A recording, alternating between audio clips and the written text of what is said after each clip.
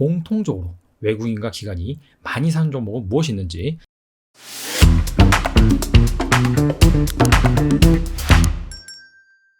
전일 모처럼 만에 증시가 상승을 했습니다. 특히 최근 급락한 코스닥 시장을 중심으로 큰 폭의 상승이 나왔는데요.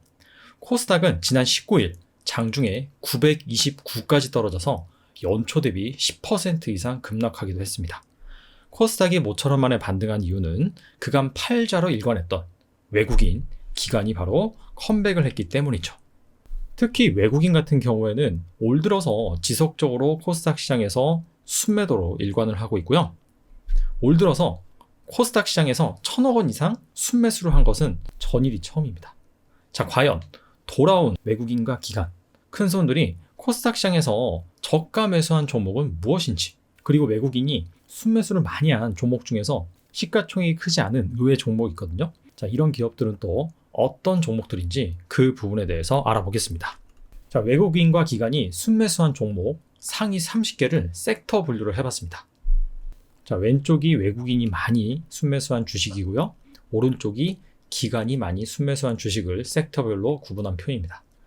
자, 외국인 같은 경우에는 게임주를 가장 많이 샀고요. 그 다음에 2차전지, 제약과 바이오, 반도체, 미디어 순입니다. 기관은 게임과 2차전지, 여기까지는 똑같습니다. 하지만 뒤에는 다소 좀 순서가 바뀌었죠. 미디어, 반도체, 제약과 바이오 순입니다. 그래서 외국인과 기관이 이 코스닥 시장에서 게임과 2차전지, 제약과 바이오, 반도체, 미디어 이런 주식을 많이 샀구나. 이렇게 결론을 낼 수가 있는데 단순히 그렇게 보면 안 됩니다. 왜냐하면 코스닥 시장에 시가총액이 높은 상위 기업들이 대부분 다 이런 주식들입니다. 자, 그래서 기존의 코스닥 시가총액 상위 종목과 비교를 해서 과연 어느 쪽 섹터 비중을 더 많이 늘렸는지 그 부분을 살펴볼 필요가 있습니다. 자, 그래서 코스닥 시총 상위 30개 주식을 섹터별로 구분을 해봤습니다. 그랬더니 제약과 바이오가 가장 많았습니다. 그리고 바로 2차 전지고요. 반도체, 게임, 미디어 순으로 갔습니다. 이런 것들을 종합을 해보면 전반적으로 외국인과 기관은 코스닥 시총 상위주일수록 당연히 많이 샀겠죠. 패시브 자금 규모가 크기 때문에. 하지만 추가적으로 엣지를 두기 위해서 플러스 알파 수익률을 내기 위해서 어떤 주식 비중을 좀 더 높였느냐? 바로 게임과 미디어다 라고 볼 수가 있습니다. 자, 게임 같은 경우에는 주로 NFT, 메타버스 이거와 결부시켜서 작년 말부터 상당히 성장성이 부각되는 그런 분야고요. 미디어 같은 경우에는 주로 엔터 주식 같은 경우에는 리오프닝, 여기에 추가적으로 NFT, 메타버스 이런 키워드들이 결부될 수 있는 그러한 섹터죠. 그러니까 한마디로 뭔가 기술주, 성장주 이런 쪽으로 매기가 쏠린다라고 한다면 역시나 이 메타버스라든지 NFT 이런 쪽이 부각을 받을 수 있다. 이렇게 볼 수 있을 것 같아요. 자, 그러면 외국인과 기관이 각각 순매수를 한 종목들이 있는데 이 중에서 공통적으로 외국인과 기관이 많이 산 종목은 무엇이 있는지 살펴보도록 하겠습니다. 자, 외국인과 기관이 전일 동시에 순매수를 많이 한 종목 리스트입니다. 대주전자재료부터 GST까지 총 11개 종목이 여기에 해당이 되는데요. 이 표에 대해서 간단하게 말씀을 드리면 여기 순매수 금액이 있죠. 그래서 외국인과 기관 이렇게 나열을 했고요. 옆에다가 시총 순위를 적어놨습니다. 시총 순위를 적어놓은 이유는 무엇이냐면 가령 에코프로 비행 같은 경우에는 코스닥 시가총액 1위 기업입니다. 근데 이 기업이 만약에 외국인과 기관이 가장 많이 산 종목이에요. 그건 당연하죠. 왜냐하면 시가총액 1위이기 때문에. 자, 하지만 대주전자재료 같은 경우에는 시가총액 순위가 30위입니다. 자, 그럼에도 불구하고 외국인과 기관이 각각 가장 많이 산 종목이 바로 대주전자재료다라고 보시면 됩니다. 특징적인 것은 외국인과 기관이 많이 산 종목 순위가 거의 비슷하다는 거예요. 대주전자재료 외국인과 기관이 가장 많이 샀고 LNF 역시 외국인과 기관이 두 번째로 많이 산 종목이다. 자, 그런 관점에서 보시면 됩니다. 옆에 영업이익 이렇게 추이가 나와 있고요. 그 다음에 업종이 무엇인지 이렇게 따로 구분을 해놨습니다. 눈여겨볼 만한 그런 종목들 좀 살펴보면 대주전자재료 실리콘 음극재를 만드는 기업입니다. 2차전지 4대 소재가 있죠. 양극재, 음극재, 전해질, 분리막. 근데 음극재 같은 경우에는 기존에 흑연이 쓰였습니다. 하지만 에너지 밀도 개선, 충전 시간 개선을 위해서 최근에는 실리콘 음극재로 대체되고 있는 상황입니다. 우리나라 상장사 중에서 이 부분을 가장 먼저 상용화한 기업이 바로 대주전자재료입니다. LG 에너지 솔루션에 납품을 하고 있고요. 작년에 LG화학과 IMM이 구축한 펀드로부터 투자를 유치하기도 했죠. 자, 그 다음에 LNF, 시젠, 위메이드, 에코프로 비행 같은 경우에는 원래 시총순위가 높은 기업들입니다. 그래서 이런 기업들은 그냥 일반적으로 많이 샀다라고 보시면 될 것 같고요. 시젠 같은 경우에는 아무래도 최근에 우리나라에서 이 오미크론 확진자가 많이 발생을 하다 보니까 그러한 트레이딩 관점에서 좀 많이 담은 것이 아닌가 개인적으로 생각을 해봅니다. 네오위즈 홀딩스 같은 경우에도 좀 생뚱맞아요. 왜냐하면 시총순위가 102위입니다. 근데 상당히 기관과 외국인이 공통적으로 많이 산 종목으로 올랐죠. 네오위즈 홀딩스는 작년 4분기에 블록체인 플랫폼 네오핀을 출시를 했습니다. 자, 네오핀 같은 경우에는 NFT가 결합된 P2원, 게임을 하면서 돈을 버는 것이죠. 그 서비스 출시와 운영을 맡을 예정이다 라고 밝혔습니다. 자, 그래서 기관과 외국인이 네오위즈 홀딩스를 많이 담은 이유가 결과적으로는 이 메타버스, NFT 이것 때문이다 라고 볼 수가 있습니다. 그리고 SM과 YG 엔터테인먼트는 같이 볼 필요가 있습니다. 자, 앞서서 미디어 섹터를 많이 담았다라고 했는데 대부분이 다 엔터 주식입니다. 두 기업의 시총순위가 그렇게 높지는 않습니다. 자, 그럼에도 불구하고 외국인과 기관이 많이 담았다. 자, 두 기업은 작년 11월까지는 상당히 주가 퍼포먼스가 좋았습니다. 하지만 오미크론 및 성장주 조정으로 급락을 했죠. 왜냐하면 엔터주는 리오프닝 관련 주식이기도 했습니다. 리오프닝이 되면 그동안 못했던 콘서트를 다시 열 수가 있죠. 그렇다면 추가 수익이 발생할 수 있습니다. 하지만 이 오미크론이 갑작스럽게 발생하는 바람에 물거품이 돼버렸죠. 자, 그래서 주가가 전반적으로 조정을 받았습니다. 특히 블랙핑크의 컴백이 지연된 YG 엔터테인먼트가 가장 많이 빠졌었죠. 자, 그런데 이러한 매크로적인 부정적인 이슈를 제외하고는 전반적으로 펀더멘탈은 여전히 탄탄합니다. YG 엔터테인먼트를 제외하고 SM, 하이브, JYP 모두 다 4분기 실적이 두 자릿수 이상 이 기준으로 성장할 것으로 관측이 되고 있어요. 자, 그래서 약간 좀 오미크론이 잦아들고 그 다음에 성장주 쪽으로 매기가 쏠린다라고 한다면 계속해서 볼만한 주식이다라고 말씀드릴 수가 있겠습니다.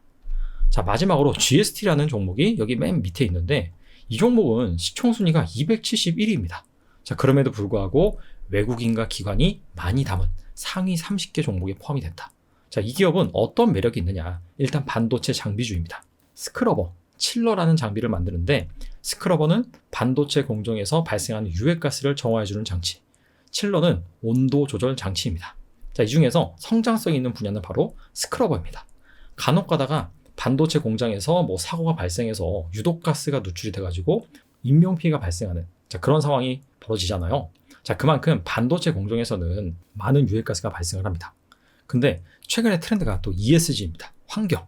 그런 부분과 접목이 되어서 앞으로 이 반도체 공정 이런데 유해가스 정화 장치가 필수적으로 더 많이 설치될 것으로 지금 전망이 되고 있습니다. 최근에 실적이 잘 나오고 있는데 이 부분 같은 경우에는 국내 고객사뿐만 아니라 미국의 마이크론, 그 다음에 중국 반도체 쪽에서 투자를 많이 했기 때문입니다. 자, 그쪽으로도 납품을 하고 있다.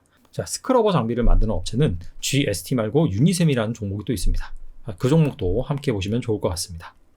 자, 이번에 외국인이 사들인 종목 중에서 시가총액이 작은 의외의 그런 종목은 무엇이 있는지 살펴보도록 하겠습니다.